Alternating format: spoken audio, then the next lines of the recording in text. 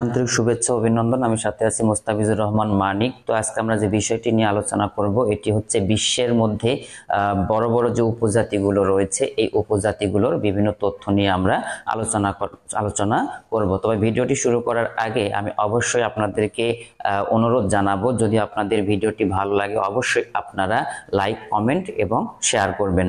তো আজকে আমাদের আলোচনার বিষয় হচ্ছে বিশ্বের বিভিন্ন উপজাতি। তো এখানে আমরা একটি উপজাতি সম্পর্কে জানবো। এর মধ্যে একটি উপজাতি হচ্ছে টোডা উপজাতি। উপজাতিটির নাম হচ্ছে টোডা উপজাতি। তো আমাদেরকে এখানে মনে রাখতে হবে মূলত এই টোডা উপজাতিরা কোথায় বসবাস করে। এই টোডা উপজাতিদের বসবাস হচ্ছে ভারতের নীলগিরি নামক একটি পর্বত রয়েছে। ভারতের নীলগিরি পর্বতে এরা বসবাস করে থাকে, অর্থাৎ টোডা উপজাতিরা হচ্ছে ভারতের নীলগিরি পর্বতে বসবাসকারী একটি উপজাতি। এর পরবর্তীতে যে উপজাতিটি রয়েছে এটির নাম হচ্ছে পিগমি উপজাতি। পিগমি উপজাতি, এখানে আমাদেরকে মনে রাখতে হবে বিশ্বের মধ্যে যে খর্বাকৃতির মানুষগুলো রয়েছে অর্থাৎ খাটো মানুষগুলো রয়েছে, এই পৃথিবীর মধ্যে সব থেকে খাটো মানুষ হচ্ছে এই পিগমিরা। এই পিগমিরা মূলত বসবাস করে হচ্ছে কঙ্গো অঞ্চলে। কঙ্গোতে এরা বসবাস করে থাকে এবং এরা হচ্ছে বিশ্বের মধ্যে সব থেকে খর্বাকৃতির মানুষ। এর পরবর্তীতে একটি উপজাতি রয়েছে, উপজাতিটির নাম হচ্ছে জুলু উপজাতি। এই জুলু উপজাতিদের বসবাস হচ্ছে দক্ষিণ আফ্রিকা। তাহলে জুলু উপজাতিরা বসবাস করে দক্ষিণ আফ্রিকাতে। এর পরবর্তীতে একটি সম্প্রদায় বা উপজাতি হচ্ছে, এর নাম হলো উইঘুর। আমাদেরকে মনে রাখতে হবে এই উইঘুর কিন্তু একটি মুসলিম উপজাতি। এরা মূলত বসবাস করে চীনের মধ্যে এরা বসবাস করে এবং চীনের মধ্যে এরা হচ্ছে সংখ্যা লঘু নামে পরিচিত।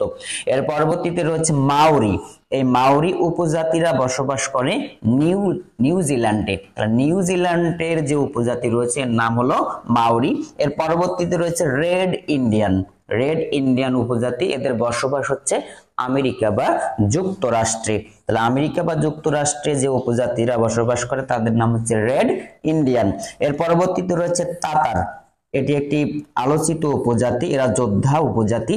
এরা মূলত যে অঞ্চলগুলোতে বসবাস করে এর মধ্যে একটি হচ্ছে সাইবেরিয়া, চেচনিয়া এবং তুর্কিস্তান। এই অঞ্চলগুলোতে বসবাস করে তাতার উপজাতিরা।